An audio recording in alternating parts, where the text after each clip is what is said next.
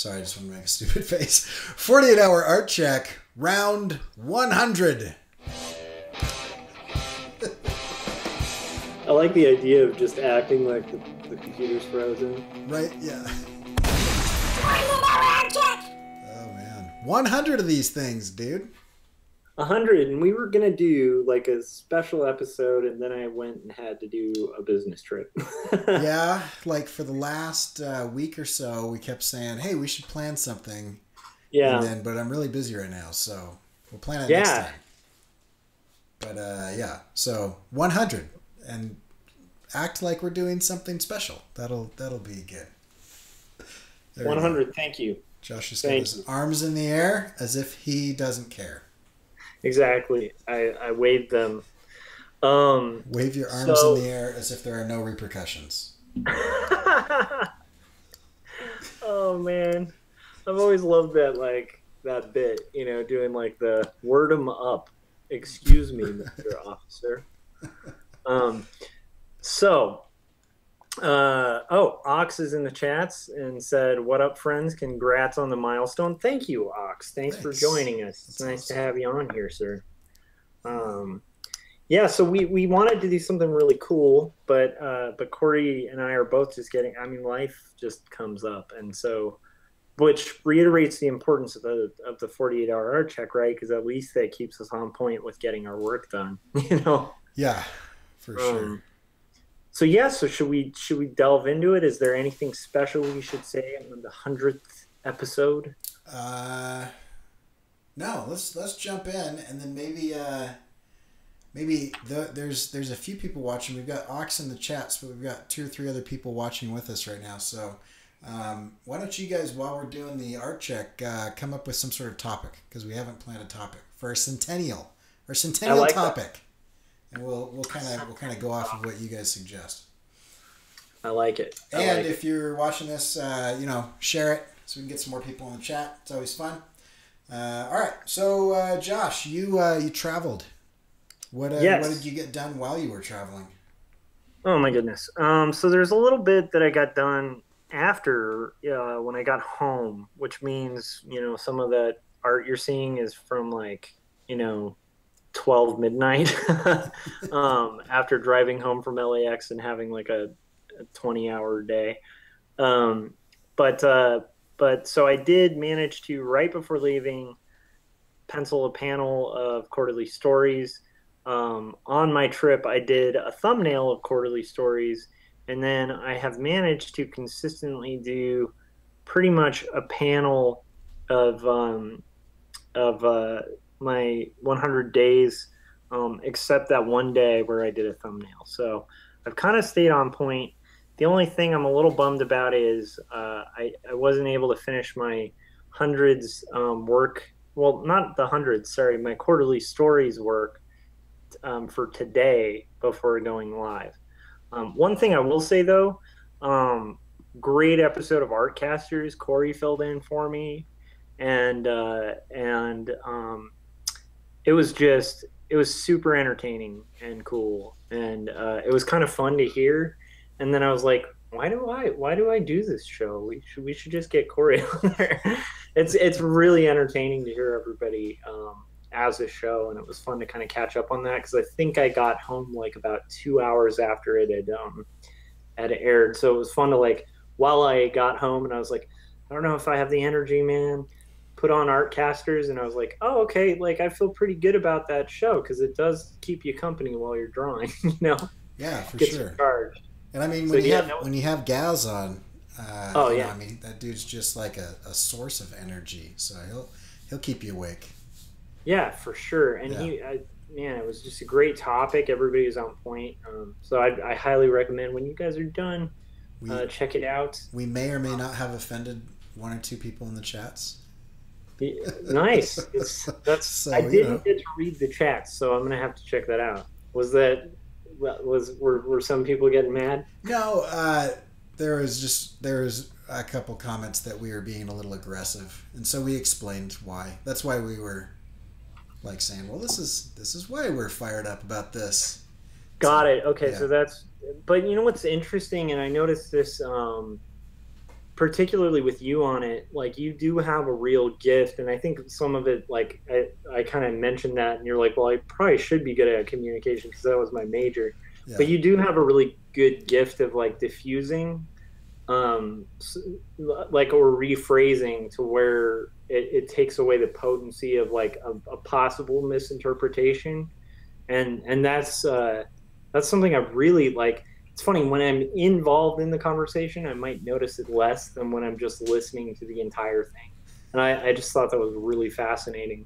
It's a good example of communication, so you guys should check it out. But It helps before doing because that, it helps tell us because I'm also the one who called everybody a frickin' idiot. So what. there's two sides to that coin.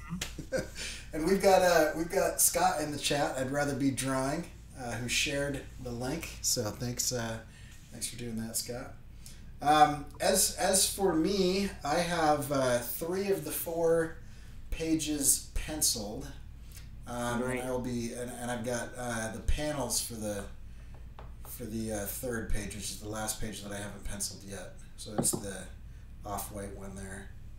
And I'm pretty happy. Like I left the first page for a bit because I was struggling with it, but I think it turned out pretty well. And I finished most of it last night on Artcasters. Kind of tweaked it a little bit, and then I've been kind of playing with some of the stuff for that the 3rd or 4th, or the 3rd page, I guess. I very much love that. And it's cool to see because it looks like you've got a lot of momentum going, which is good. So definitely keep that going. You know. Yeah. Actually, I for some reason, and I think this is something that I just do. I had convinced myself that I was behind. But I mean, it's like day 25 of hundreds, and I was actually thinking, I bet I could finish inking these, like all 4 of them within the next 2 weeks. Yeah. And I might try to knock out another short story, whether it goes into the anthology or not. I might just challenge myself and see if I could do, maybe like a 6-pager with the remaining time or something. Yeah, that's cool. Maybe even continue the world you've started building. Yeah, that's kind of what I was thinking because I like the idea of it, and this is a really high level, almost montage glimpse of the world. But I think I think I could tell some interesting stories if I had a few more pages. So. Yeah. I'd rather be, or Scott, I was about to say I'd rather be drawing, but that's Scott. In the chats, gave the rock and roll sign. And I did want to mention, I was going to mention this when we were showing our work, but you will notice one of the photos in there is me 500 feet floating in the air above the Space Needle, which is kind of awesome. And that was actually something I got to experience like yesterday. So it's weird that was yesterday because it always feels disorienting to do a day trip and be in a different state later on. But anyhow, so you will notice there are some rock horns thrown there. Sorry to bring that up, but no, that's good. Yeah. So how about challenges? I mean, I think they're pretty obvious, but so my main challenge was doing a trip, and then just trying to maintain energy, like weirdly enough, like going to Seattle, it was mostly for business, but there was a lot of fun had. Yeah. But at the same time, if you've ever done those business trips, it's exhausting. It's like you're firing on all cylinders. You're socially like 10 times more aware than you usually are. Or at least, you have to be on like all day. Yeah. And then if you're not being on with a client, you're like rushing to the next thing. And so like switching gears from that to just maintaining has been really challenging, but I am pretty proud of the fact that I didn't miss my 100 days, even though I was like super exhausted. And I have to say that's partially due to you subbing in the Artcasters, and it made me realize like what we're doing for other people, like it might be valuable because it was valuable for me when I was not in it. I was like, oh, this like actually entertained me and kept me on point with my story and stuff. So I hope this is functioning that way for our listeners and stuff. So yeah, what about you? What were your big challenges? I don't really have any big ones, I think. This sounds dumb, but having Monday be a holiday made the whole week really challenging because then Monday felt like a Saturday, and then it felt weird going to work the next day because I felt like it should have been Sunday. And then for some reason, like, everything was off. Like, and so just all week, it felt like I just felt like I had 4 Fridays in a row, and then the actual Friday today, I don't know. And I've been super tired. There's nothing really going on. I don't really have any. I mean, it's just normal stuff. Nothing that really kept me from anything. You know, some family stuff. My daughter's, you know, she's 9 going on 17, and you know, there's always those conversations. We've had quote unquote the talk. You know, she's very curious, and we've had that talk quite a few times. But this week we had it several times and in depth. You know, and the kind of the rule of thumb that we do is give them, you know, whatever information they want, and whatever they're asking for, but you don't need to like introduce anything that they're not ready for.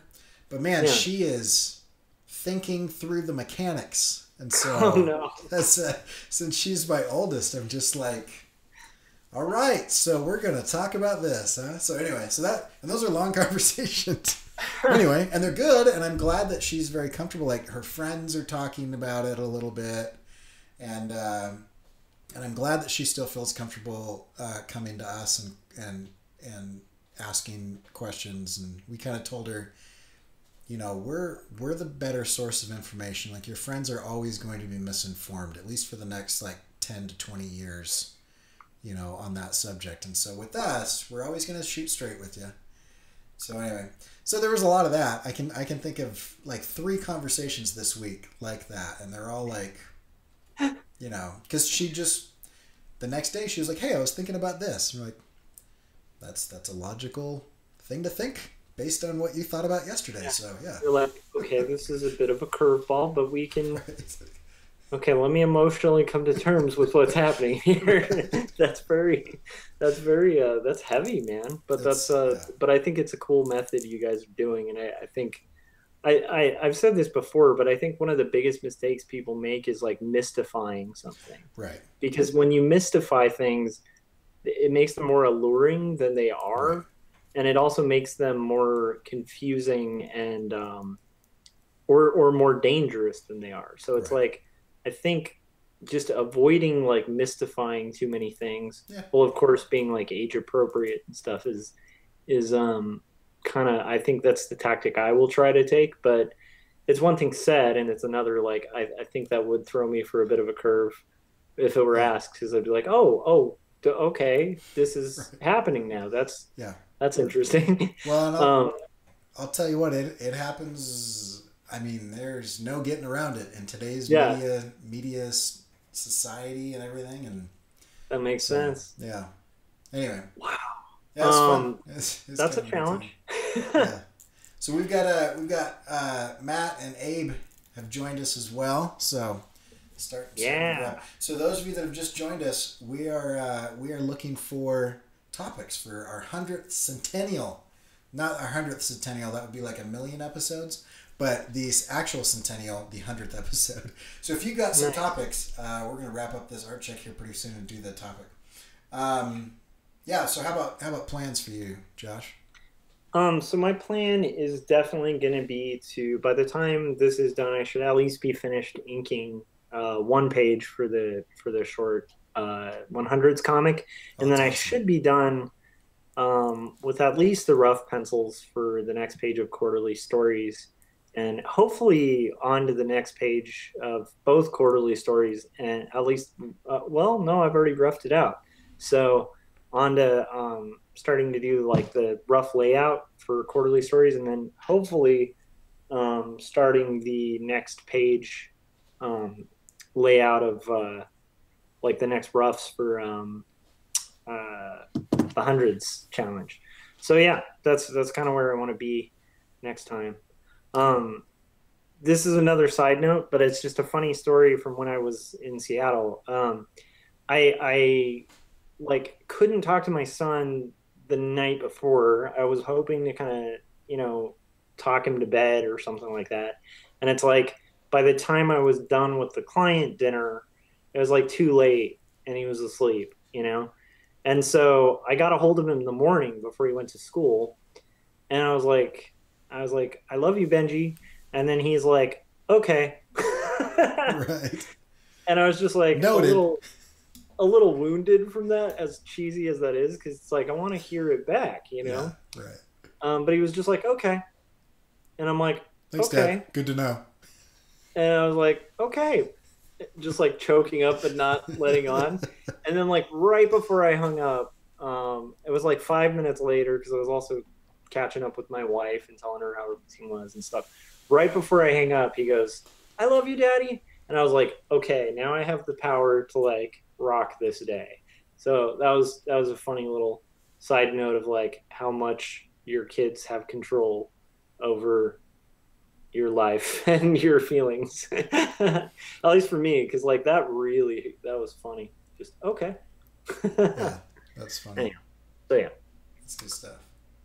Yeah, so plans for me. I have been remiss in one of my yearly plans.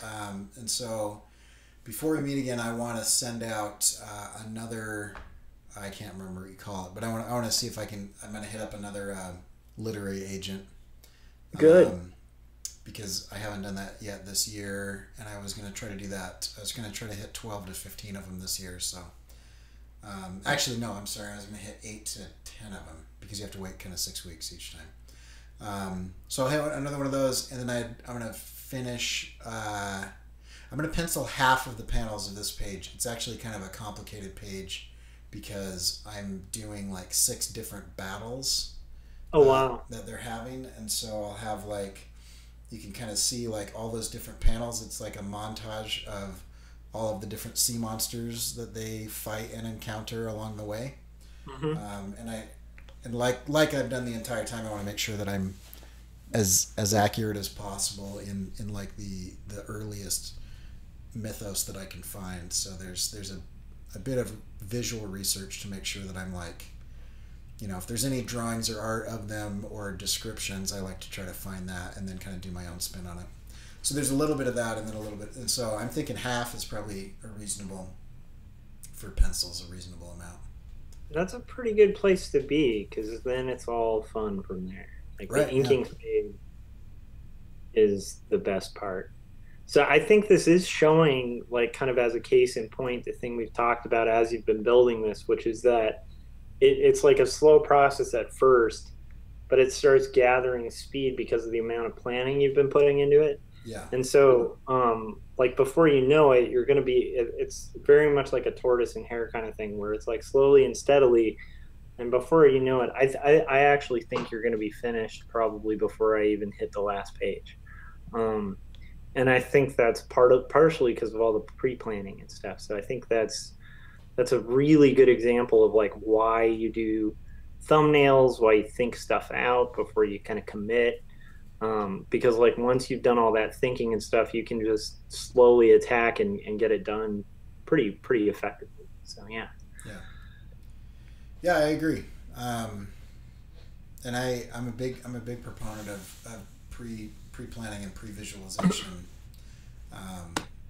That's a good topic. We should hit that topic at some point. We have some really good suggestions. Should we just do like a potpourri episode? Maybe put like a 3-minute timer on each of these, or do you want to pick one? Sure. I mean, we can start with I think Scott recommended the science of paneling. Mm-hmm. So that's a good one to kind of riff on. Although we have kind of riffed on that a little bit. We've got a podcast episode that went up this morning and another one that's going up tomorrow of those topics. We did different like camera angles and shot selection and moments, and then the one that's going up tomorrow is going to be timing in comics and how you can set pacing with the size of panels and the amount of text and the amount of negative space. Yeah. So we've hit those. So is there anything about paneling that kind of doesn't have to do, because I do tend to think, like harkening back to our older episode, I do tend to think a lot of the panels control in the story is to separate a moment, but it's usually a signification of time. And so I usually very much like connect panels with time. Yeah. But I guess we could get into like panel frames, Yeah. like So the let's kind of framing you choose. yeah. So let's do this. Let's hit all these topics, and we'll do kind of a short intro to the podcast. Oh, perfect. Let's do it. So today's topic is quite a number of different things because we're going to be drawing from some comments in the chat. This is our 100th episode of the YouTube live stream.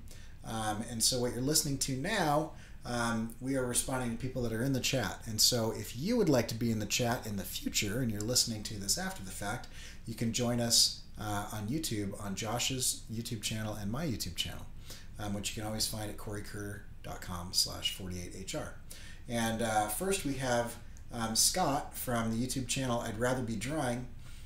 He said the science of paneling, and we've done a number of episodes on different aspects of it.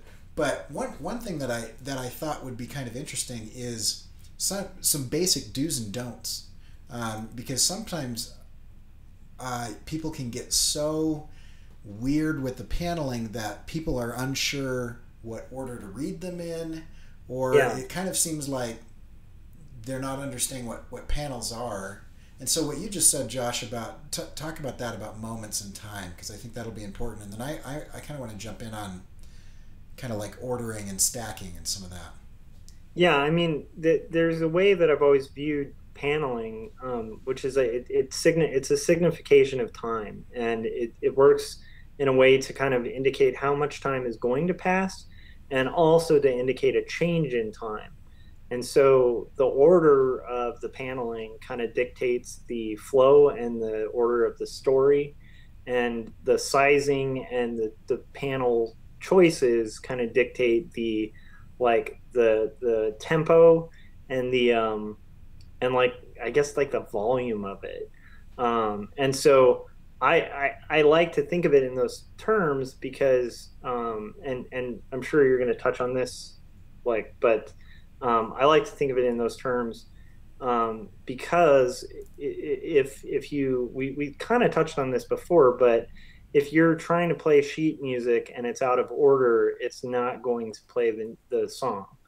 And so, you need to, if you're writing music, like have it be readable. That's the purpose of writing music. Right. And it's the same thing with writing a story. It needs to be readable and legible and something somebody can follow. So, yeah, like what do you think on that? Yeah, so I think there are some general rules of thumb, and there's some good comments happening that I want to get to in the chat as well on the subject. But one is that in an English speaking comic, people are used to reading text left to right, top to bottom, right? And so, and this seems super basic, but sometimes it doesn't feel like people understand. Your top left corner of your page is where people are going to start, because they are reading a book, right? And so that's where your first panel needs to be. The trick is, from there, where do you go? And people who have been reading comics for years or even decades can kind of figure it out. But I think you should actually design your panel structure in the order of your panels for as if it's the first time they've ever picked up a comic. And that doesn't mean that you can't be creative, and it doesn't mean that you can't do interesting things. It just means that you need to understand, just like in typography, that certain choices that you're making are at the cost of readability or legibility. And so, for example, there's kind of a spectrum, right? There's super simple, like grid, where every panel is the same. And you just know that I'm going to go across the first row, and then I'm going to go to the second row, and I'm going to go to the next row, right? But you can kind of break those up. Some rules that you don't want to do is you don't want to stack panels on the left and then put a bigger panel on the right, because if a panel is stacked, then I'm not sure whether I should go down that column or across that row. And once I go across that row, do I come back to the second one in that first column?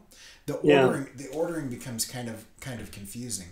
Now there's a rule for everything, and there are times where you should break that rule. And Samurai Ox in the chats says, I like the idea of thinking about limbo and the random structure of their paneling, kind of like finding your way through a maze when he's in the TV. And that is one of my favorite comics. And in that comic, there is a spot where the main character is kind of sucked into this television and is being kind of tortured by this like tele-shaman or this god of TV. And the intention of the creators is to cause confusion and to cause a feeling of like kind of being sucked into a vortex and being a little out of control. And so they go out of their way to intentionally break those rules so that it causes those emotions in the reader. But if they were to do that throughout the entire comic, it would lose legibility. I wouldn't know which balloons to read in order and all of that. Yeah, and I know I've brought up like Chris Ware when talking about paneling, and I think it's important too because like even you know, a lot of people will cite Scott McCloud, but before Scott McCloud even wrote like Understanding Comics, like he was looking at Chris Ware. So it's like it's a good source to look at for like weird timing stuff. And one of the other tricks is like if you're going to break the rules and you want it to just defy the norm, you need to give little indicators and little hints as to the order. You can move the eye through just your visual layout. So you could, in the case of what Cory was just explaining as a don't, you could make that a do if you include indications. Like it could be something as obvious as just having an arrow, you know, but you could have other elements that function like an arrow or compositional elements that function like an arrow to where you break the rule and somebody follows it, breaking it without even realizing they're breaking a rule. And I think if it's done effectively, and this ties back to what Cory was saying, if you're breaking the rule effectively, people won't even know there was a rule being broken because it'll be that fluid. If it kind of creates a stop, that creates a jarring thing. So unless you want jarring in your story or you're trying to disorient people, you know, it's like the crossing the line conversation we had a couple episodes ago. Very similar. You know, there's reasons you can cross the line. A lot of them are to disorient people or make it feel like a passage of time. So it's, you know, it's definitely a thing. But I think that's a good thing to mention because that's usually one of the first things that, like, no matter how good like a new artist is when they first tackle comics, that's usually one of the big indicators. Is like you'll read it and you'll be like, I can't even, where do I go next? Like, wait, they're answering a conversation from here in this panel. Wait, but this panel's in the wrong order, you know? So that's a really, if you go in aware before you know, draft a comic, like that's a huge, that'll give you a huge advantage, you know, because you'll hopefully suck in more readers, you know? Yeah, absolutely. So, okay, let's do the next one. So the next topic is, I had it. This is from Samurai Ox. Artists crowdsourcing ideas. What they should do for patrons, what prints they should make, topics for 100 round run of things, which I think is a little meta, since we are crowdsourcing the topic of this current episode. Artist crowdsourcing ideas is kind of an interesting thing. Do you have any thoughts on that? Okay, artist crowdsourcing ideas. I don't really understand that question, actually. Okay, so I'll go while you're thinking about it. I think what we're saying is like what we've done here is instead of saying very dictatorially, today we're going to talk about this, and I don't care what your input is. You kind of flip the classroom or reverse the whatever you want to call it, and we said, hey, what do you guys want to hear about? Right? Let's come up with some ideas and come up with some topics. I think that there are some really interesting things that can happen from this. I also think there are some huge pitfalls. And so I think I like the idea of it with some caution. And so, for example, I don't think doing a crowdsourced topic on a show like this 3 times a week would work. But every once in a while, it's great, right? And we'd have Marshall and other people give us great topics for things. But I think if you're always relying on that, you lose your own kind of voice and sense of identity, and it's like that politician that you don't know what they stand for, but you know that whatever's popular, they're going to do that. Yeah. But at the same time, I think knowing what your audience wants and knowing what your fans are looking for can give you some really good indications. Because if you're like, oh, I could do this or I could do the other thing, and then everybody's like, do the other thing, and you don't really care one way or the other because you're excited about both of them, then do the one that everybody wants. And I mean, that's only good for everybody. Yeah, and I think tying into that, especially for ideas, it depends. It depends on what kind of artist you want to be. And this ties into like a lot of the benefits and then the negatives of crowdsourcing. The real negative of crowdsourcing, just tacking on to what Corey was saying, is like, it's a pretty easy way to gain popularity in the short term, but it tends to lead to really faulty decision making, to go with the crowd every time. And so when it comes to like making really strong like leadership choices, you never want to go with the crowdsourced all the time because often that will be wrong. Yeah. And so like very similarly, like if you want to be like a leader in art, I would think that you want to make stuff that you're connected to. And I think Corey will be in agreement with me. I don't know if we're in the majority of artists out there, but we tend to like really harp on authenticity and kind of true authorship of work, which is loaded, and we've had topics on that in itself because it's kind of even ambiguous to say what is authentic and what's not. Could something feel authentic and not be authentic, Right. But I do tend to think you lose authenticity when you're going with the audience, and you're gonna make art that doesn't, much like a leader making decisions based on the crowd, the longevity and the history of how you'll be remembered will most likely not be very strong. And I would Whereas, say, generally speaking, that's true. yeah, this is in But generalities. yeah, but Ox, sure. Ox brings up a really interesting point.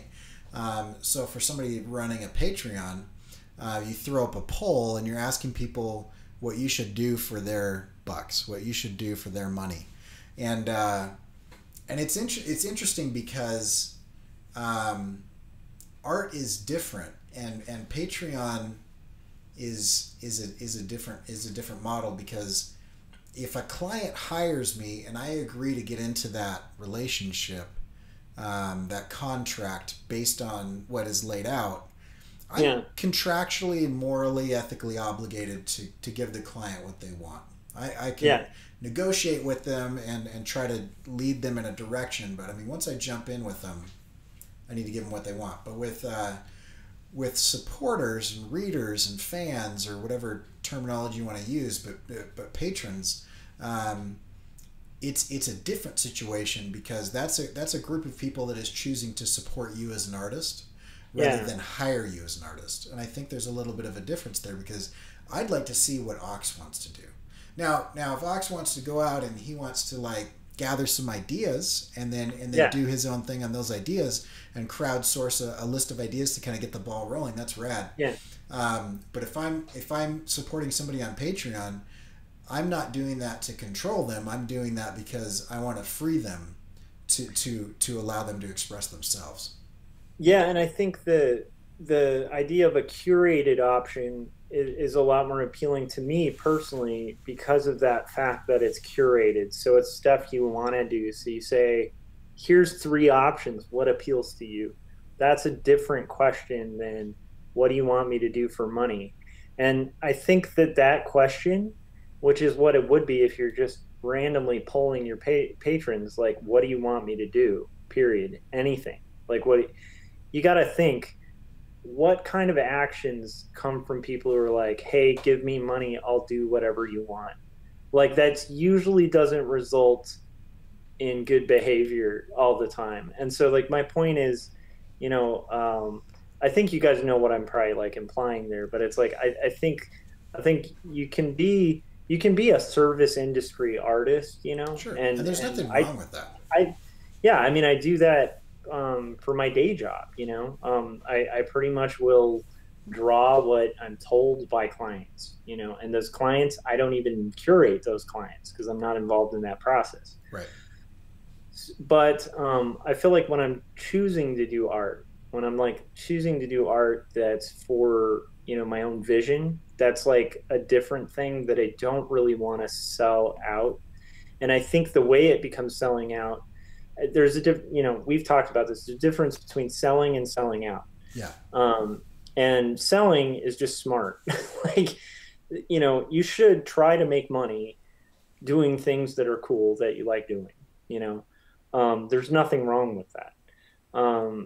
But there's a difference between that and just kind of opting to do whatever, even if it kind of kills your soul. So I think that maybe that's the catch, is like, sure, make a pull like that, but make sure you don't end up locked into something that's going to kill your spirit, Yeah.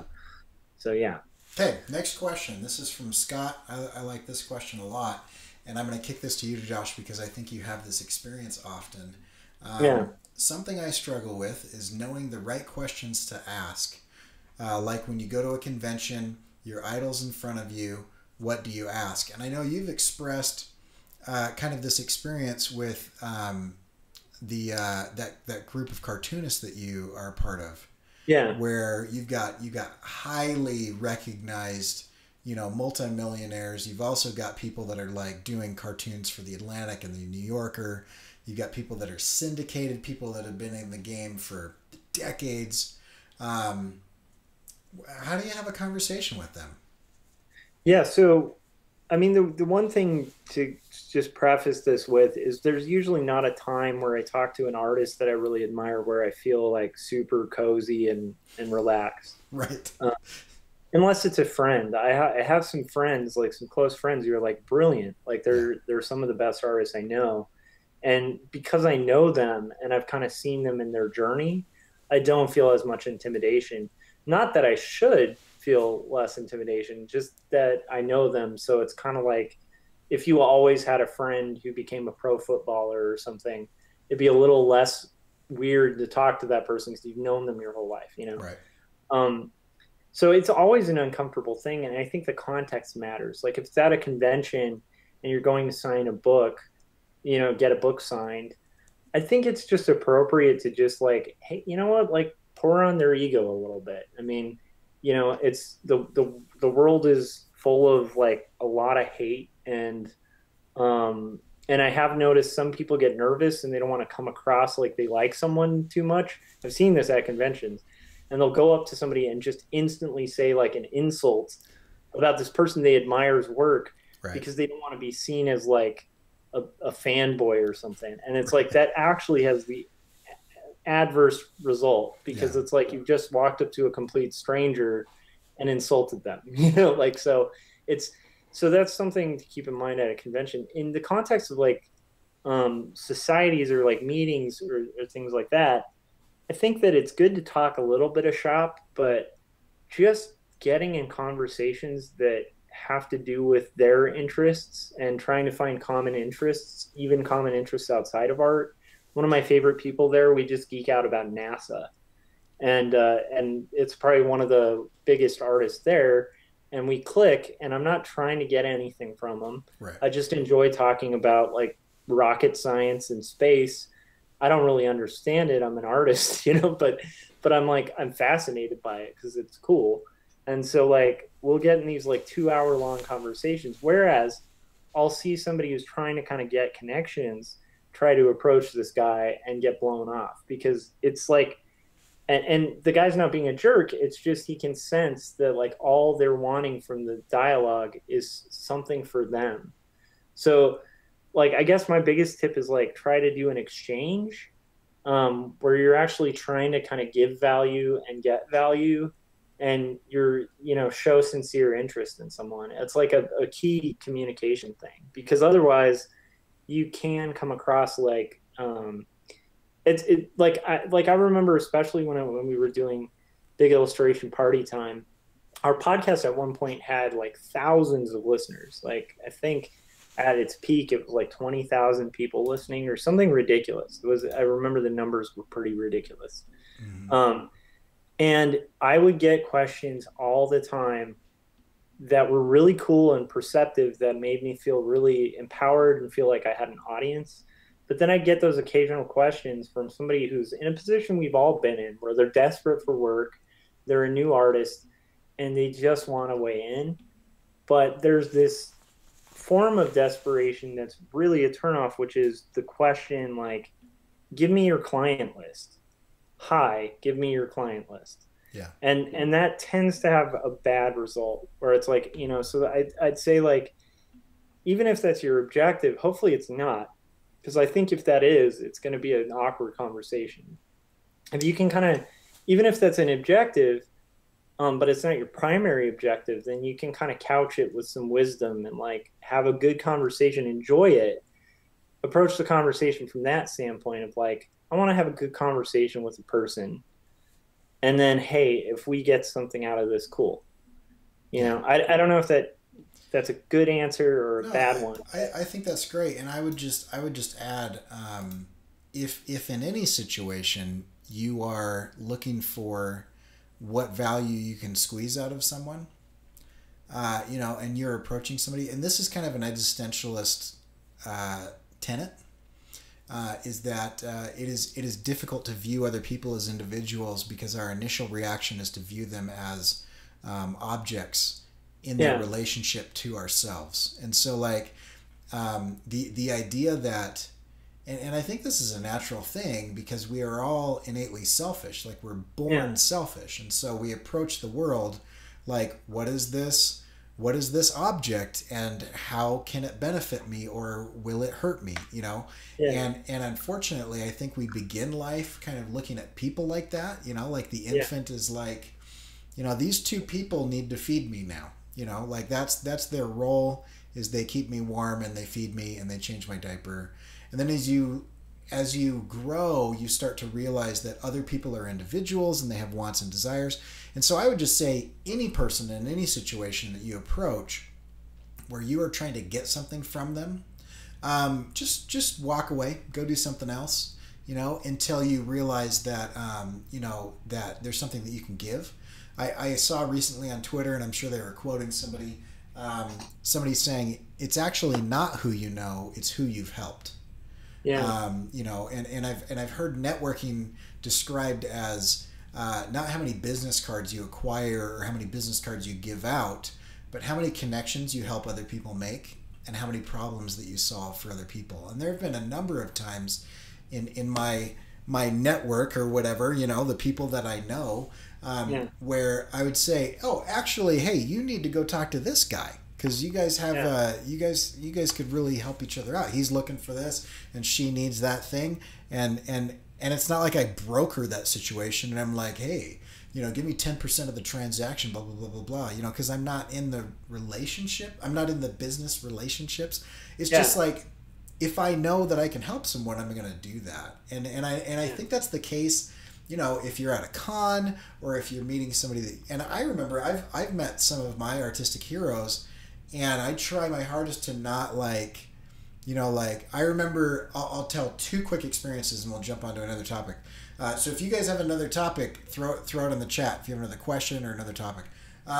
One is, I had backed this guy on Kickstarter, and it was one of the first Kickstarters that I backed, and I was super excited to see him at this con because I didn't know he was going to be at the show, and I recognized his work, and I literally, this is super embarrassing, pointed my finger full arm extended, and was just like, "Hey, it's so and so," and I walked towards him with my arm still pointed at him, and then I was like, this is the weirdest interaction. And so then I tried to like make it not weird, but I made it worse because I was like, we had attended he attended a sister university to the one I attended. And I was like, I went there too. And then it was just like really weird. And then I was like trying to make it not weird. And I just continued to like try to convince him that I'm not weird. Right. Yeah. What I was trying to get out of that relationship or that conversation was validation that he recognizes me as a, you know, an equal or something. I don't know. It was weird. And then in a different one, a guy who I'd been reading his comic for years, and I just walked up to him and I just hung out.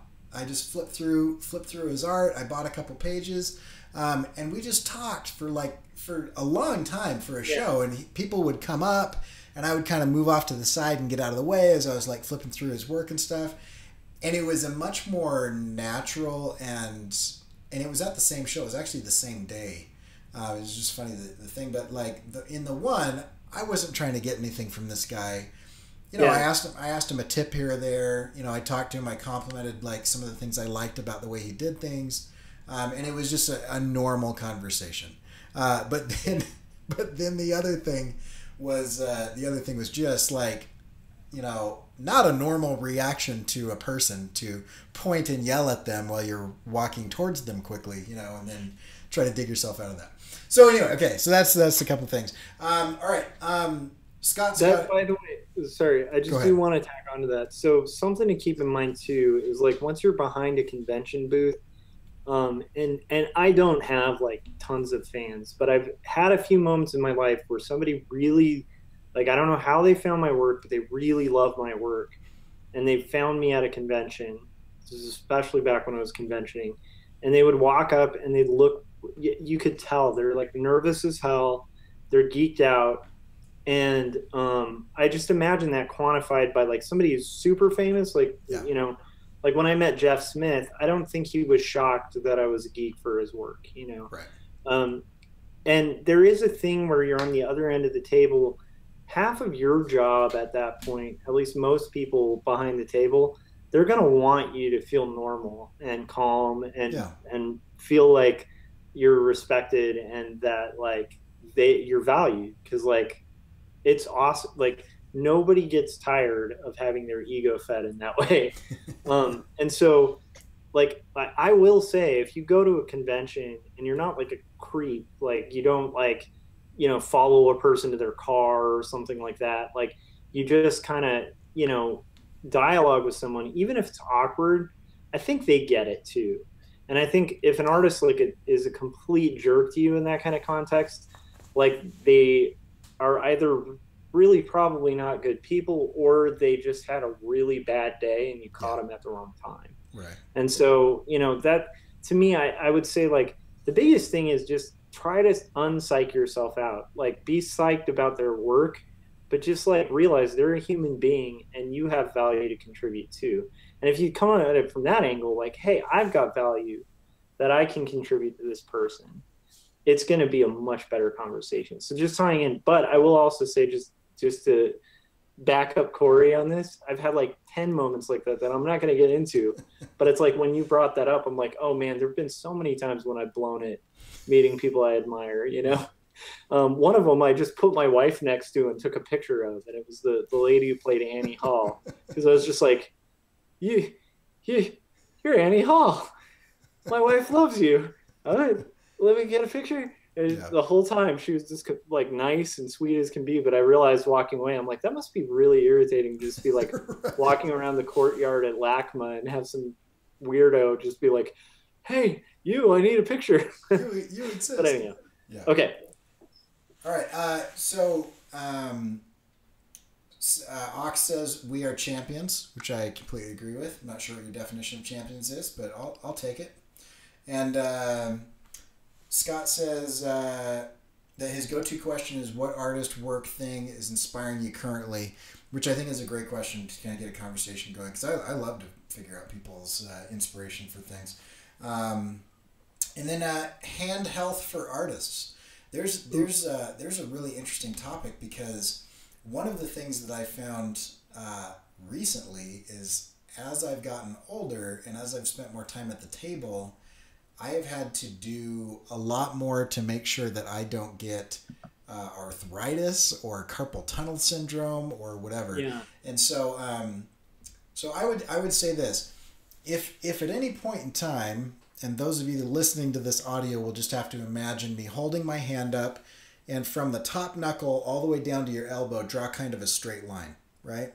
If at any point in time you are pinching your wrist in one way or the other and holding it in that position, that's going to cause you some serious problems.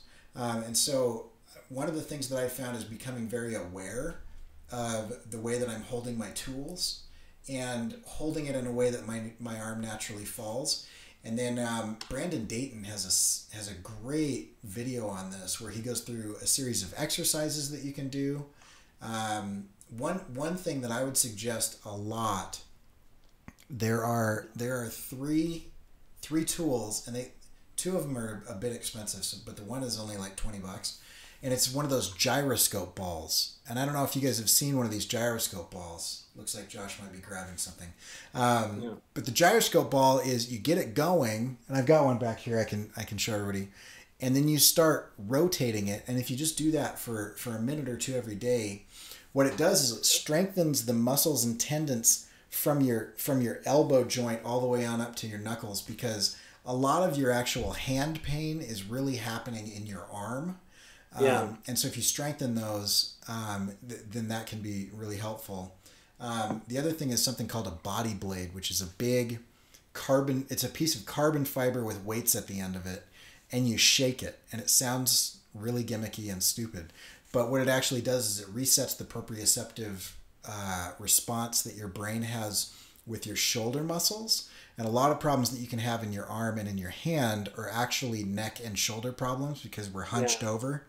And so if you make it a practice to kind of take care of those two things with like a body blade and one of those gyroscope balls, and then just be aware of how you're holding your hand, you'll avoid a lot. And the other thing is just like listen to your body, and if like your hand hurts, like you need to take a break. Yeah. You know, like don't push through the pain. This isn't weightlifting, because pushing through the pain in an art situation can be really dangerous and can actually cause some problems. Yeah, 100% agree. If you do start having pain, just get one of these. Like that's what I was grabbing. It's covered in pug hair because I have a pug and they shed like cats. But anyhow, you put this on when you sleep, not when you're working, just when you sleep, and that can cause a lack of pain, because a lot of the repetitive actions you do during the day, you do in your sleep subconsciously. Like a lot of artists have this problem. Like I do a lot of cross hatching. If I'm sleeping, sometimes I'm cross hatching in my sleep and I don't realize it, but this like literally stops that, and you'll wake up and you won't have pain in your arm if you do that for like a week when it does get to pain. So that's like not preventative, but that's an after. And it's a nice fix as opposed to letting it get worse and worse. And when it gets really bad, then you're talking cortisone shots, which you can only get so many of in certain areas, especially the fine tendons. Like there's a limit to the amount of times in your life you can get those until it starts having corrosive damage. Right. And so, and if you think that's like oh, that's not me, that's most artists by the time they're 45. So it's a good thing to kind of be aware of. The other thing is, you really have to train. Like you have to train, you have to do heart health. You got to do something aerobic for your heart, because you're gonna need endurance. And it's something that I didn't get for a really long time, but it's like you have to train for endurance and do training that actually, you know, like part of why I use a rowing machine is most of what that exercises is your back. Yeah. And so that's actually really good to work out, because if you work out your back in non-destructive ways, like if you do a lot of back lifts, you're actually risking your back while you're working your back. But if you do something that is less risky, like a rowing machine, where it's like it's using your back muscles and you're working them and building them, and you're exercising parts of your back that you usually wouldn't during the day. What's weird is then you sit at an office job or you sit at a desk hunched over a drawing table, and you don't get that like massive pain that's like right under the shoulder blade that like almost all of us get, because like it radiates like what Cory was describing is totally right. It's you have your radius and your ulna, and the nerves go all the way up to like under your shoulder. So it's like that whole component can cause pain in your hand. Right. It's weird.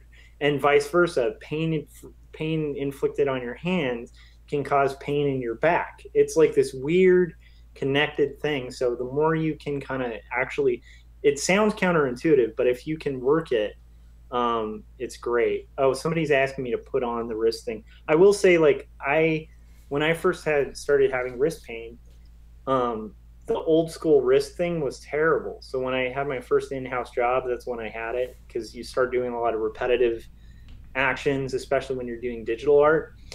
But now they're like super cozy. Like you can still use your hand and stuff. So if it gets really bad, you can even wear this when you draw. I find that really restrictive, and I find if I just wear it overnight, it's different for each person. But yeah, Cory was dead on about like, it's not something you want to take lightly, because these are your tools, and you want to take care of your tools, because if you're out of tools, you can't build.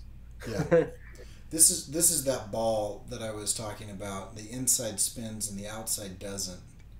And it's super useful. Also, there's little tricks. I have found that I took the arms off of my chair, because I didn't realize that I was doing this, but I had this giant persistent knot behind my left shoulder blade, and I was actually starting to like kind of walk crooked because of it, and it was super painful, and it lasted for months and months and months. And I would get massages, and I would go to the chiropractor, and like it would help for a couple of days, and then it would come back. And I went to this one massage therapist who's a friend of mine, and she said, "So what are you doing to cause this?" And I was like, "I don't know. I'm at the drawing table a lot." And she said, "Okay." So she came over to my house, and she was like, "Oh, I see the problem." And what I had been doing was I was putting my entire body weight leaning on my left arm while I drew to free up my right arm. I was like anchoring myself on my elbow with all of the weight.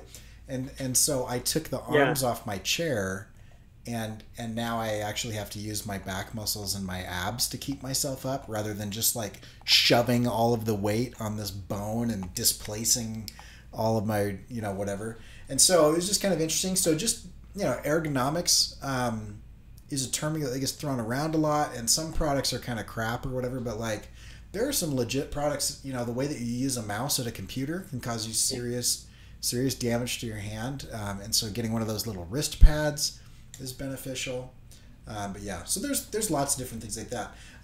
Another topic: is it important to be reading comics or current comics if you want to be making comics? Ooh, good one. I would say. Oh, go ahead. I would say yes and no, and I'll let you talk, and then I'll, because I'll cover the no. How about that? Okay. I think it's important to be versed in what you're doing, but I do think that I see a lot of cartoonists that would probably be better cartoonists if they stopped reading cartoonists while they were cartooning. Because, and we've touched on this before, but I think it's really important as an artist to start going to sources outside of your medium. Yeah. And so I do think, well, I'm not going to touch on the do's, because I also think at the same time you should. I'll let Cory cover that. But I think that you do risk, when doing that, everything you do being derivative. Like, I think there's a reason that almost all comics are superhero comics or sci-fi comics or fiction, like fantasy comics, because I think that most people making those comics are reading fantasy and superhero and science fiction comics. And so the downside of that is, if you stick to comics, like, you're not going to see the variety that's in science fiction and in fantasy. And not that comics don't deliver that, but I'm just saying your stuff might end up seeming like your superheroes might just, if it's a team, it might just seem like a knockoff of Fantastic Four. If it's, right, a superhuman mythological man, it might seem like it's just Superman in a suit. And I think if you're reading them a lot, while you're making it, it might even look exactly like Superman, except with like a different color, leotard or whatever. So it's like the thing to be really careful of is just like, if you're going to do it, like, I don't know. I'll let Corey touch on it, but I would say that's covering the no, like why how it could be bad to read comics. The other thing is just thinking outside of the box and paneling and stuff, the Yeah. stuff we were just talking about. Um, if you read the standard stuff's not always going to be breaking the boundaries. And Right. so, how do you break the boundaries? Do you break the boundaries by looking? Um, you know what? I should hedge that by saying current comics. That'll tee you off. Yeah, so I will agree with you real quickly, and I think you said that well. But I just want to say there's this idea of a creative bank account that I think Jake Parker kind of initiated. But that idea that you are going to, if you throw that bucket down the well, you're gonna pull up whatever's in that well, right? And so if you fill your well only with current pop culture, and you are only a consumer of that, Yeah, then the only thing that you're going to bring up is going to be derivative, right? And this is why I say only a consumer. I think you should look at past comics and current comics in addition to like novel covers and posters and gig posters and editorial illustrations. And the way that I think you should look at those is not as a consumer, but I think you should reverse engineer them, right? yeah, If you read a book and you just have a great experience with that book, go back and read it a second time with an engineer's eye, and even consider getting a second copy and taking out like a red Sharpie and try to figure out what makes it work. If you're struggling with paneling, draw over the paneling to explain to yourself and to get that muscle memory of like, why does this read this way? Why is it yeah, that they're using this unconventional paneling structure and yet I still knew where to go? What is happening? And you'll start to see kind of the strings that are holding up the marionettes when you reverse engineer other people's work. And that's a significant thing. And so I would say I think it's important to enjoy yourself and to consume things, and so that's why I think it's okay to read. But I would say beyond reading, you need to reverse engineer the type of things that are inspiring. And then with other things that you can do, I would also say like Alan Moore. This is Neil Gaiman was telling a story one time about Alan Moore, and he's like, you should just follow your interest. And this is different than follow your passion, which is something that I am almost wholeheartedly against. But if you are interested in something, you should go down that rabbit hole, man. And the reason is this: is he said Alan Moore one time called me up and just said, hey, I've been super interested in Jack the Ripper lately, and I've like read all these books on him, and I'm like, I'm just like, he's just fascinating. And they just talked about Jack the Ripper for a while. And Neil Gaiman said that at that point in time, was Alan Moore planning on writing From Hell. But yeah, then because of immersing himself in an interest that he happened to have, he was able to come up with a book. And so I think you should draw from a lot of different things and try to find.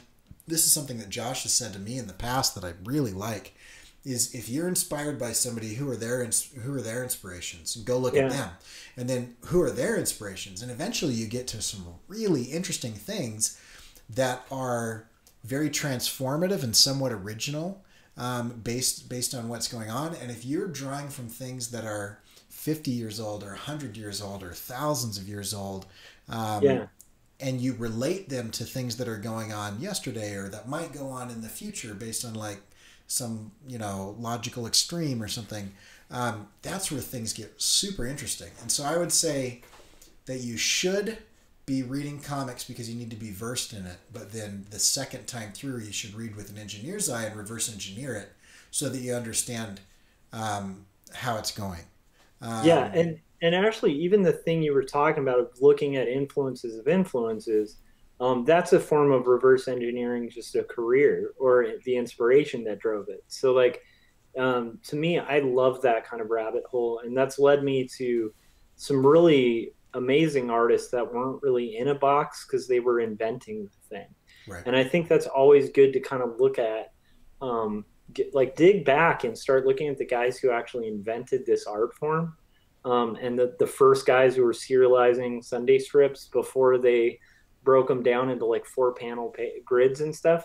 And you're gonna find like an era where the rules weren't even they didn't even exist. Right. And so like they're kind of like, oh, maybe this would work if I divide this in a box. Like Yeah. they didn't even have the terms for what they were doing. And what's cool is, and just as a backup to this, before we kind of switch topics, like if you read about the process of Calvin and Hobbes and how he arrived at making those giant, beautiful Sunday pages that are so different from like just a standard Sunday comic at the time, that kind of made Calvin and Hobbes like. I think they're the thing that first drew most people to Watterson's work, right? I think those giant spaceman spiff panels and stuff, where it would just be really inventive. All of that started happening when Watterson stumbled upon Crazy Cat. Like he had already gotten a syndication deal, and then he discovered George Harriman, and in a very similar way, talked to other cartoonists. What cartoonists do you like? And all these guys tracked back to this one guy, George Harriman.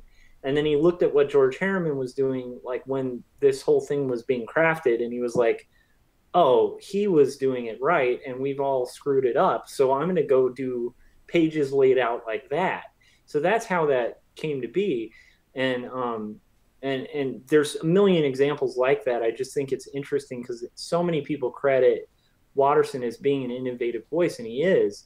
But part of what made him innovative was like getting outside of the current box. He wasn't just looking at his competitors. He was looking at guys who like predated him and were already passed away. And like, we're already breaking the boundaries back then. Scott in the chat said, I hear what you guys are saying, but a rock and roller or director of movies isn't going to listen to a ton of records and watch a ton of movies, or is going to, but they shouldn't only listen to punk music. And I think that's a really good point. Like when you dig into like hardcore punk rock, like a lot of those guys were inspired by like Bob Dylan, It's like a lot of early punk rockers were inspired by stuff that like you wouldn't think, because it's like hippie stuff, and yet they got punk rock riffs out of it, and blues and so on. So I think that that's a really good point. So anyway, go ahead. Ox is challenging me here, and I love this. He said, wait, I'm sure I've heard this from you before, but why are you against chasing passions? And I want to be clear. So my problem with that is probably twofold. One is I feel like the word passion is the wrong choice. We've made a bad choice in society in choosing the word passion for what we're talking about. And a passion is an emotion. It is fleeting. It is hard to control. And anything that you can imagine being passionate about is a momentary blip. It's a spike, right? And if you relate it to like intimacy, physical intimacy, there's a little bit leading up to it. There's a spike, there's a quick fall off, and then you're done, right? And that can be repeated, but at the same time, there's nothing really about that is consistent, proven, and scheduled. And so if you can become a little bit lost if you live your life 100% by the follow your passions, right? So that's one problem that I have with it, is the word itself. I feel like I prefer the word hustle. You should choose a side hustle. You should choose something that you are interested in. And interest is something that is a little bit longer lasting. It is it's something that can span decades or months or years. Whereas passion is really a moment. Like I'm really riled up about this thing right now. I'm passionate in this moment, right? And the problem with a lot of beginners is that they wait for inspiration to strike rather than causing inspiration to strike because they're doing that thing consistently. And I feel like telling somebody like Samurai Ox, follow your passions, he's going to do great with that, right? Because Yeah. he's driven, he's scheduled, he was able to he's able to show up every day and do the work, right? So I'm not worried about Ox here, like getting distracted, but I am worried about maybe the 17-year-old, the 22-year-old, the 25-year-old that hears like follow your passions, and they've got an okayish job that's paying the bills, and then they quit their job and they go and they go do the thing that they just saw in a movie because they're super excited about it, and they didn't really think it through, and they're not very good at it, and then they starve, and then their dream becomes a nightmare because it's causing some problems. The other thing is, most people that are following their passions don't finish projects. Yep. Because there are a significant amount of the project is process, and process is boring, and process is not fun, and process is hard, and process is often drudgery and repetitive, and if you only follow the passions, right, then I'm just going to draw the splash page, I'm just going to draw the pinup, I'm just going to draw the thing, but at the end of that I don't have a deliverable, I don't have a product, I don't have a finished thing where I can say, I made this, and it's a 40-page children's book that I hand inked, and I drew every leaf with a brush. If I was passionate about that, then that book would be a lot different than if I fell in love with the process. I agree. And so there's this weird thing that happened to me early in college, and I'm so glad it did. I was working on Numb, which was like my first comic, and I was hating it. And I was feeling really weird because I was like, I'm finally kind of at the skill level where I can kind of do this. Why am I like hating every step of the process? And I was lucky enough to go to this exhibit, and I've mentioned it before, and I'm going to mention a cartoonist I always mention on here. But so I had mentioned this before. I went to a Masters of American Comics, which was this big exhibition where it was like all of these classic cartoonists displaying original pages. And I think it was at the Hammer in LA. And it was a traveling exhibit. So it was at a lot of the major museums, and there was a book published. It's a great book to own as a resource. It's actually where I discovered like George Harriman and E.C. Seeger. Like I hadn't even looked into Seeger's stuff, like his Popeye stuff. But they had all these guys, original pages, like original Will Eisner pages, like on the wall. And I was looking at it, and I was filled with inspiration, but I was still feeling like hopeless. Like, well, I still hate this thing. So what am I doing with it? Why am I still doing it? Yeah. And then I actually was lucky enough, and I've mentioned him like twice in this conversation, but Chris Ware, I went to see speak live, and I'm like 20 something at the time, like 22, trying to tackle my first comic finally. And Chris Ware goes, like, somebody asked him, like, do you have any advice to give cartoonists?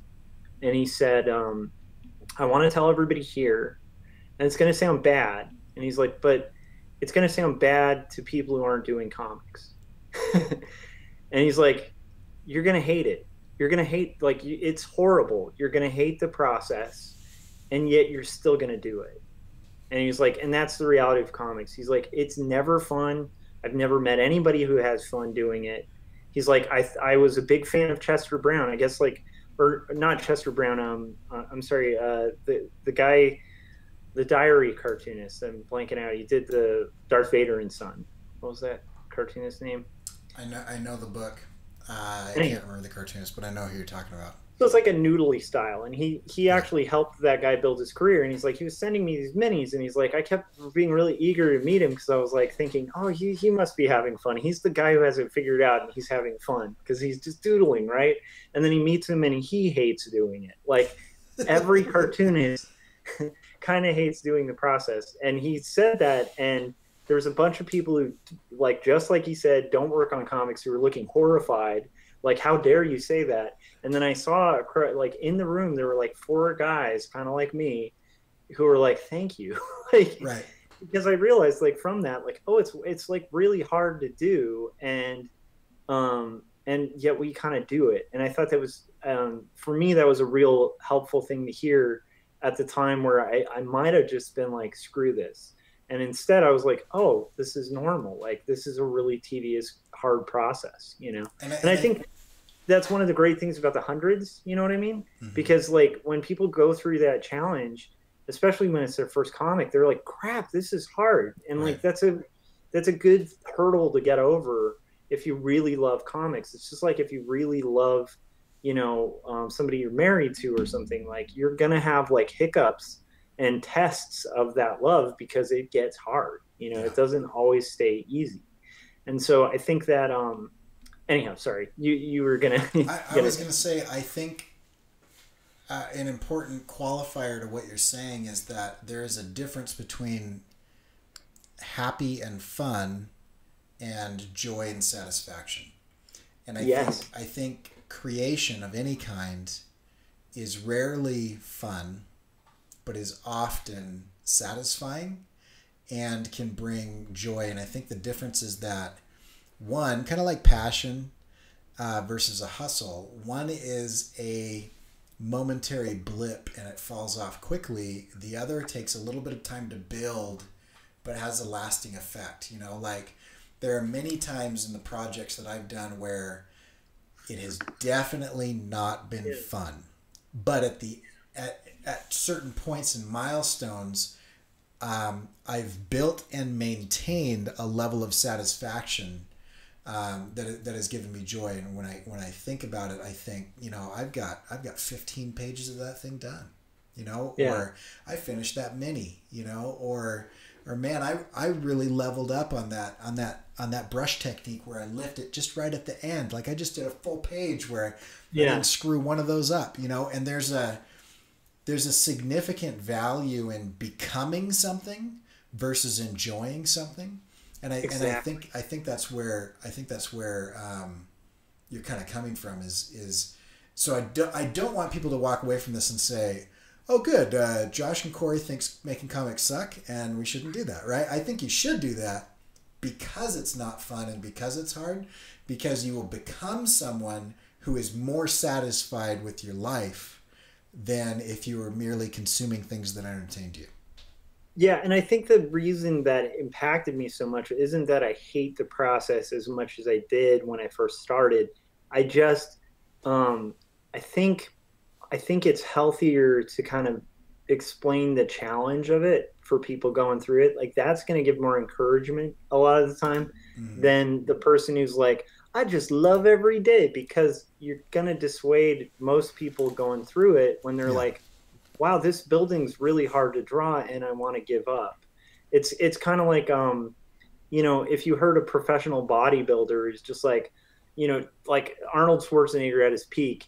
And when, you know, people asked him about working out, he was just like, it's a joy. Like every second's wonderful. It's like there is a joy to the process. And there's a point where you get assimilated to it and you get good at it and you get some fleeting moments of enjoyment from it. There's a finish to it. But at the same time, the process is always work. And so the work can be fun, but it's still work. And Ox was asking something, saying, you know how your current project is going to end and the drive of passion isn't getting you to that end, right? And so here's the thing I wanted to tack onto the passion thing that Cory mentioned. I think that I agree with Cory like 100% on that, because I also feel like one of the worst things is that follow your heart thing. Because like, what if I'm a serial killer? Should I follow my heart? Like that's a really dangerous thing to tell people. What does your heart tell you? Yeah, because it's like sometimes your heart might tell you terrible things, and like, why would you follow that? You know, like my heart might, like, let's say I get cut off on the freeway, my heart might tell me to just plow into the car in front of me. Is that a smart idea? No. You know, you don't follow your heart or your passions all the time, because sometimes your passions are idiotic. But tying into that, what Cory was describing to follow has passion in it. Right. It's just passion isn't the pursuit. It's sometimes the result is passion. Sometimes there's passion in the process, but that shouldn't be the end game, because like he was saying, and Aristotle like said it before that, but it's like, and I'm going to mention this for the second time, and not in this podcast, but in our episodes, horror vacui because I'm in love with that word, but it means nature hates a vacuum. Yeah. And the idea is like, you know, we're people as artists, we have this vacuum that we're trying to kind of fill. And the thing that Corey's talking about is like in the vacuum that you're trying to fill as an artist, the passion is it's continually needing refilling and it never ends. It never has like a moment where it's like, ah, my cup is full. I'm happy. You Yeah. know, that's why passion's like a dangerous thing to just kind of make as a pursuit. Although I'm sure some of it might just be how you define passion or Right. whatever. Yeah, and I think a lot of people when they say that they're passionate about something are not defining it so pedantically as I am, and they're fine. But I will say this: Hellboy 2 opens with one of the best intros to any movie, and it's like this little puppeteering claymation kind of odd little animation style, and they're talking about like the elves and the other people, and then they said that mankind was created with a hole in his heart and was constantly seeking to fill it, and that's why they built cities and destroyed nature and all this stuff. And that's kind of the initial conflict is between like the fairy folk and and humans, and you know the fact that everybody except mankind was super cool with the way things were, and mankind being unhappy with it constantly innovated and developed and progressed to the point where they were destroying things. Yeah. And I think to a certain extent that's true. We are constantly trying to, and this is a slightly different topic, but I think it's interesting to think about. People joke about like retail therapy. People joke about eating your feelings. People joke about those things, and these are things that I definitely do. I'd like to think that I'm not the only person, but like when I feel bad, I think I should buy something that will make me not feel bad, or I need to eat. Right? Or whatever temporary fix. We seek the easy ways around deeper issues, and I think the problem is that we were created, whether you go with a biological imperative model or some sort of creator, some sort of universe, or whatever it is, there's something different about humans, and that thing is a constant drive and a constant desire for improvement and innovation. If you look at like Daniel Pink, when he talks about drive, he talks about a number of different things. One of them is autonomy, the ability to make my own choices. And you see that in little kids. I could do it myself, right? Yeah. And then another one is actual trackable progression and growth. And I think that when we are satiating ourselves and gorging ourselves on the materialism and the capitalism and all that of the world, and surrounding ourselves with trinkets and things, we're trying to fill a bucket that has a hole in the bottom, because those things don't stick. But if you actually understand what it is that drive is for, humanity is meant to level up, not to amass and consume, but to become. And I think that's why art and music and writing and a lot of these creative things are significantly important, is because whether you look at it from Maslow's hierarchy of needs, or whether you look at it from Daniel Pink, or whatever angle you look at it, you are becoming something that is better than you were yesterday through struggle and effort. And biblically, by the sweat of thy brow, and like if you go off of like Buddhism, it's lose yourself, in the effort. If you go off of existentialism, it's living in the moment, but with an honesty and an authentic effort towards improvement and towards ownership of your thoughts and your feelings. And I think no matter what decent way that you think about life is, that you have to admit that becoming something better than you are today is the significant and lasting driving force in humanity, and that most of us, and I include myself in this, try to numb that by activities and entertainment, and some of us are using drugs and alcohol and sex and rock and roll and whatever else to try to numb that calling, that drive that each of us has individually. And I think art is a way, in a fairly effective way, to get a lasting happiness. And I do agree that my problem with the word passion is not that passion exists, but that passion isn't a goal. Passion is a result that happens when you do that thing. And I've become exceptionally passionate about stuff through the struggle, but I don't shoot for passion.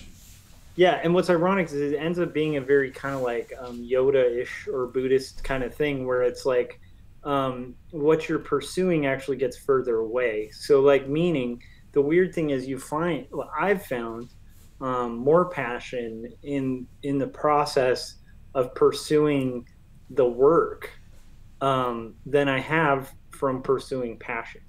So that's the weirdest thing is like if you're pursuing passion as an artist, you're going to get less passion because you're going to draw stuff that just doesn't come out like you want it. You know, you get way more passion when you nail it. Like Cory was talking about, when you have those moments where you're like, I finally figured out how to lift that brush in just a way to where the feathering line just ends in this perfect thing.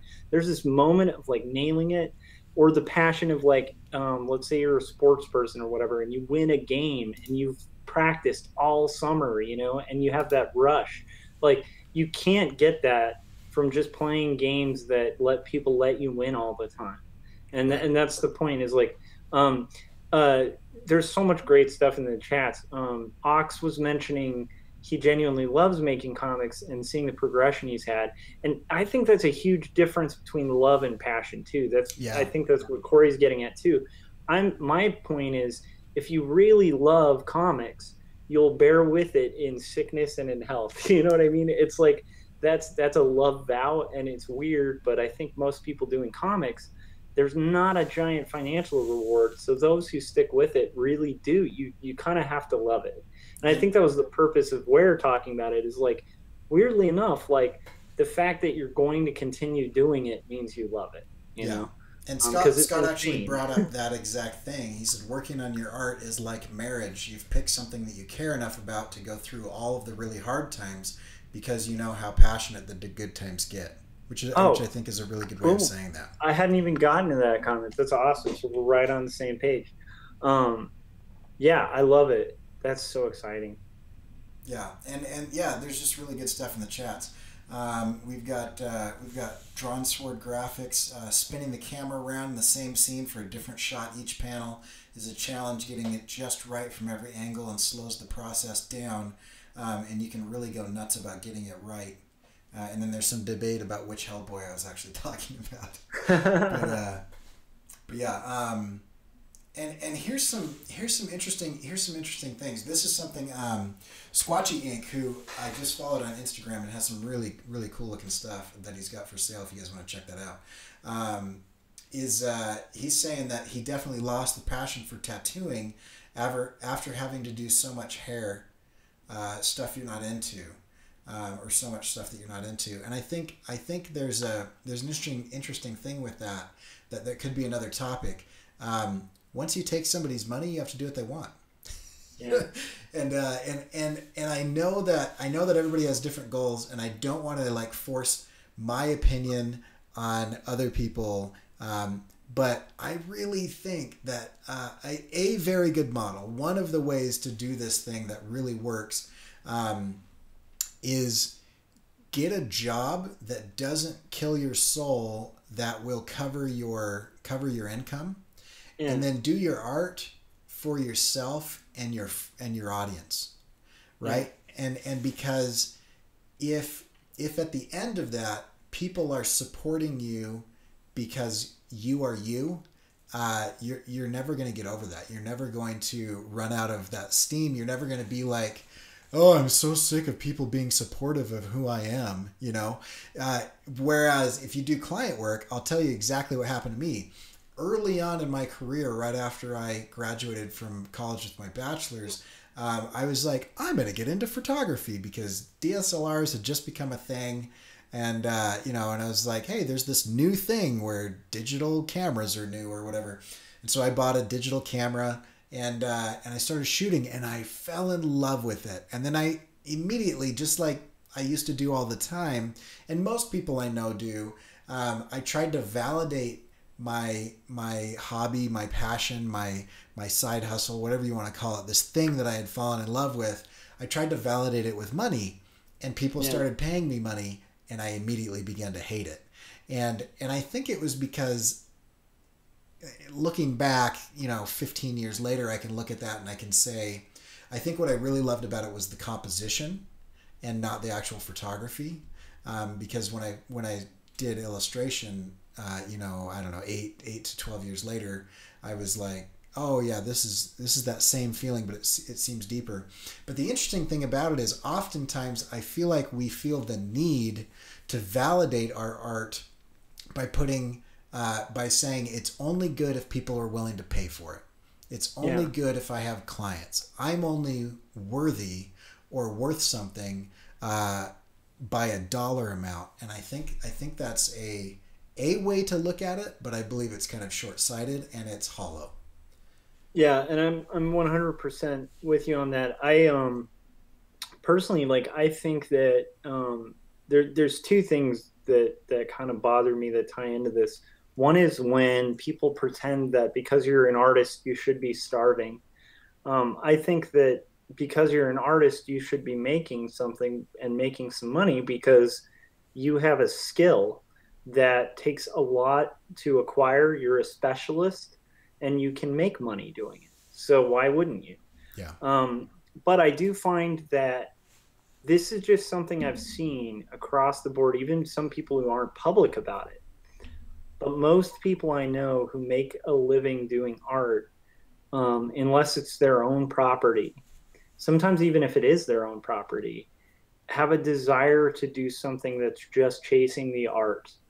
And it's a weird thing. So most illustrators I know at first have like this, that young passion, and you're excited and you're getting a kick out of the fact that you, are getting paid to draw. Because like prior to that, if you're at work and somebody goes, hey, can you draw me a picture? And your manager's like, yeah, go for it, buddy. You feel like, cool, I'm getting paid to draw. But once you realize, like, once you kind of get in the reality of what it is to be paid to draw, like Cory was saying, if someone's paying you money, it's your responsibility, especially if you've signed a contract to do so, to fulfill that contract. Yeah. And sometimes that means compromise. In fact, most of the time that means compromise. And a compromised artist is usually a pretty unhappy artist. And unfortunately, most income for artists requires compromise, even big team projects. So that's why you'll hear interviews with guys who worked on the biggest films in Disney, and yet they're really geeked out about talking about this little book they're drawing. Like they want to talk about that more than the big Disney movie. How is that? They were part of this machine that made something that is legendary, and yet they still have this desire. So my tip on that is find a way to fulfill both, right? Yeah. Make your nut as an artist. Yeah. Get your money, hoard your income, but also keep your sanity and your soul by doing what we're doing, the 48-hour art check, by doing something that's going to keep you accountable to make stuff that's outside of that pursuit of money. Because if you get lost in the pursuit of money, you find yourself doing weird things, like some artists I really admired who had some PR firm be like, you know what, you're a rock star, make a hip hop album, man, you're cool. And they make the worst album ever because it's not authentic. Not that it's hip hop, it's just that it's terrible. It's not authentic. Yeah.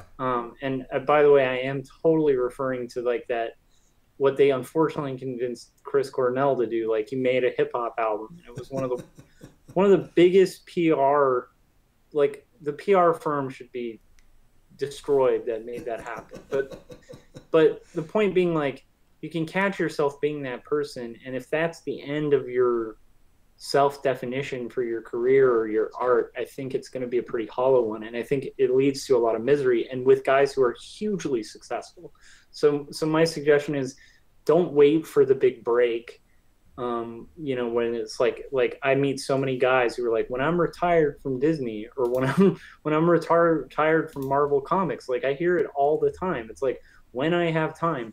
No, don't wait for when you have time, because by the time you have time, your soul might be eaten and you might be on a deathbed, you know? Yeah. So work on the thing you need to work on, feed that, but, you know, also feed your family, you know? Like, Mm-hmm. I don't know if that makes sense, but Yeah. yeah. And I think everybody's wired differently, and everybody's situation is different. And just because I'm doing it one way, or Josh is doing it one way, or Scott or Yeah. Ox or Abe or whoever, that doesn't mean that you doing it differently is less than or more than. I just think you got to figure out what works for you. An interesting thing along those lines. I have a lot of cousins, like a ton, and they do the most interesting and creative things. I've got a cousin who's a firefighter that started getting into leather work and just makes really interesting leather work. I've got a cousin who works for NASA and is one of their one of the scientists that works on the fuel, and the propulsion systems, and he took up blacksmithing and metallurgy. I've got a cousin who works at DreamWorks and does textures, and he's started turning wood like on a lathe, and it's really interesting to me that kind of no matter what walk of life. I mean, I've got a cousin who's a Harley mechanic, and in his own time works on his own Harley, right? But it's different because what he's doing to his own is what he wants to do rather than what he's doing for his Yeah. clients.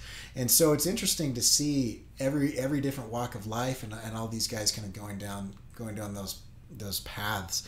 And so I would say, like, just because you do something at work doesn't mean that you can't do that thing at home, and that it will be different.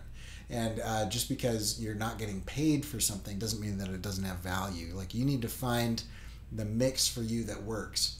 And maybe that's a couple times a week, maybe that's every day, maybe that's for half an hour, maybe that's for 6 hours, maybe that's quitting your job, maybe it's keeping your job. But I really think that human beings are not fulfilled without creation and growth. Yeah, and Squatchy Ink, like what he was describing, so he was talking about being a tattoo artist and just kind of like losing the fulfillment from it because it's like 15 years of doing pretty much the same tattoos for the same people, and eventually it's just you're drawing hairs, you know. And I've been there. I mean, when I was freelancing, I did it for about 15 years, and I just got to that point where I was like, I don't even care what people are hiring me to draw. And you guys have heard that story, but I'm glad also that he followed up by mentioning that he loves it because it allows him to paint and work on his comic in his free time. And I think that not only that, by working on your comic and working on painting in your free time, it might actually reinvigorate what you're doing during your paid time, because it's like the most miserable people I ever meet at day jobs are people who have nothing going outside of the day job. Because then you're looking for all your fulfillment in a scenario where it's not all about you. And the beauty of comics is it is all about you. It's all about your creation. You have complete control over it. It's why so many animators like do graphic novels when they have a moment, because when you're animating with a team, like, imagine how many compromises you have to make. You board a really cool story sequence that never sees the light of day. Whereas you sit down with a comic, you can, by putting in a year maybe, tell a really good story that you're completely in control of. The lighting, the color, the beats, the writing. It's the unique thing of comics, and it's why I think I always encourage everybody to do that, because if you don't and you're built to do it, like, you're just gonna eat yourself. Like, it's weird, but yeah, I'm so excited about the lively chat today. It's very nice. Okay, I've got 3 challenges. Unless you want to end. Do you have anything you want to wrap up with?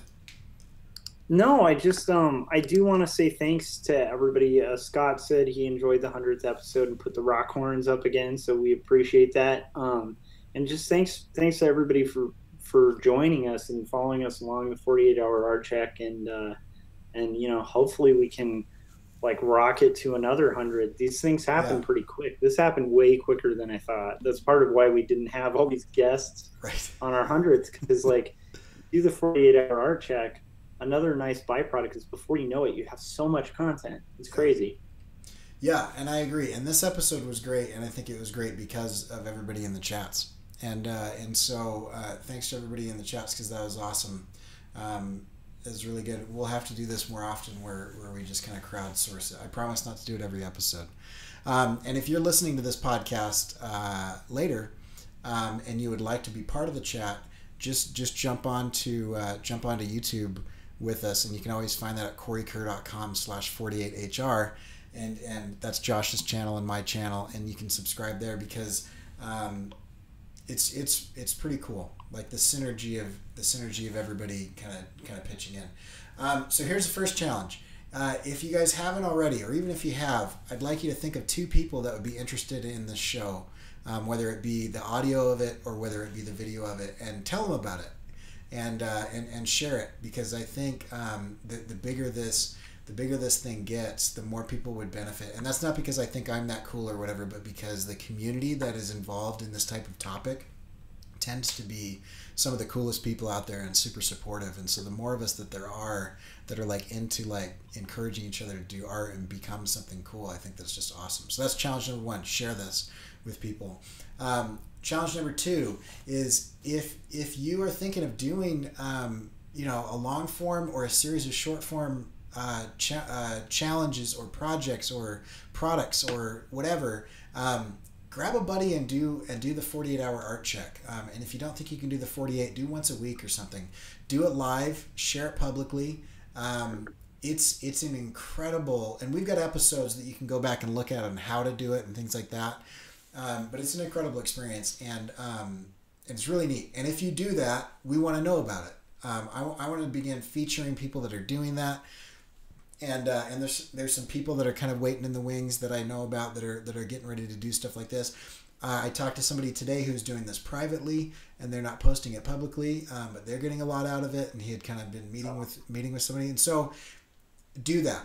The third thing is a little bit unrelated, but since I've got you all here, I'm going to be doing another sticker stint, except this time I'm going to do a 2-week sticker stint, and I want to throw down the gauntlet and challenge everybody to do this with me. The last 2 weeks of February, I want everybody to create a sticker a day for 14 days straight. And if you do that, you're gonna find some really interesting benefits. But in addition to that, it's just rad, right? And so the idea is, and you can go to, I'm plugging my website a lot. You can go to corykerr.com/sticker stint, STINT, like a stint in jail or a stint, whatever. Short period of intense time, and you can go and check that out.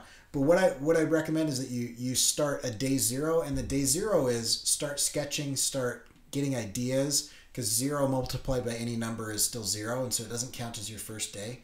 And so spend a week or 2 getting a bunch of ideas together, and then see if you can start and finish a different idea every day, because closing that loop often becomes